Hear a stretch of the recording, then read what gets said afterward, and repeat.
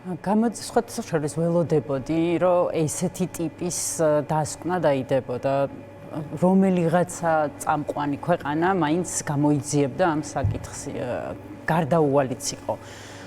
გამომდინარე იქიდან, რომ ამ გაზის თვითონ შეფერილობა, იგივე ამ ფოთლებზე, იგივე ის მდგომარეობა, რაშიც ჩაგვყარეს, არ იყო ეს ჩვეულებრივი გაზი, რომელიც დასაშვებია, რომ გამოიყენო შენი მოქალაქეების. ეჭვი გქონდათ, რომ ეს რაღაც აკრძალული, მით უმეტეს რომ კითხვებს მუდმივად ვსვავდით და ამ კითხვებზე პასუხებს ვერ ვიღებდით. ეჭვი მქონდა გამომდინარე იქიდან, რომ ერთია რომ გაზი ვყლაპეთ და სახლში მივედი და იმის ფუფუნება ფიზიკურად არ მქონდა, რომ ექიმთან წავსულიყავ, იმიტომ რომ დილით გავრბოდი სამსახურში მე სამსახურშივე თერმოტანსაცმლით მივდიოდი, რომ მე გამოსულიყავი აქციაზე და ნებისმიერ დროს აი დამეყარა ყველაფერი და გავარდნილიყავი აქციაზე.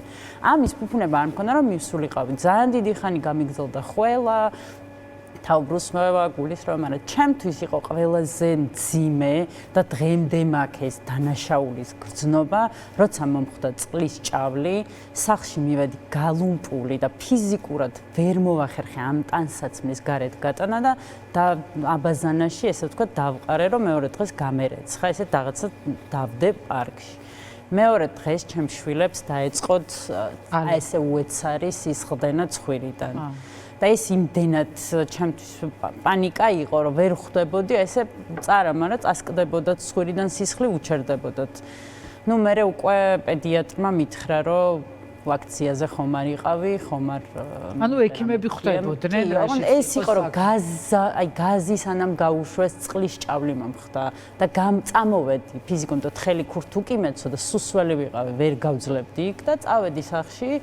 ვერც გამოვიცვალე, უცად გამთენია. აი ამის თაობაზე ყვება ეს ჩვენს გამოძიებაში, ჟურნალისტურ გამოძიებაში, შაბათის ეთერის ჟურნალისტურ გამოძიებაში ეს ლაშა შერგელაშვილი და ასევე BBC-ს რესპონდენტიც არის ის და იქაც ყვება ამის თაობაზე, რომ ზუსტად ეს გაზი, ეს ქიმიური ნივთიერება, მომწამლელი, აკრძალული და აი ეს წყლის ურთიერთქმედება ერთად იწვევს იმას, რაზეც ეხლა თქვენ საუბრობთ და აუცილებლად უნდა მოიშორო ეს ტანსაცმელი და ამას ადამიანები რო ვერ ახერხებენ, ამიტომ არის მე რთული. მე არ ვიცოდი სამწუხაროდ, რომ ტანსაცმელზე ამდენი ხანი რჩება.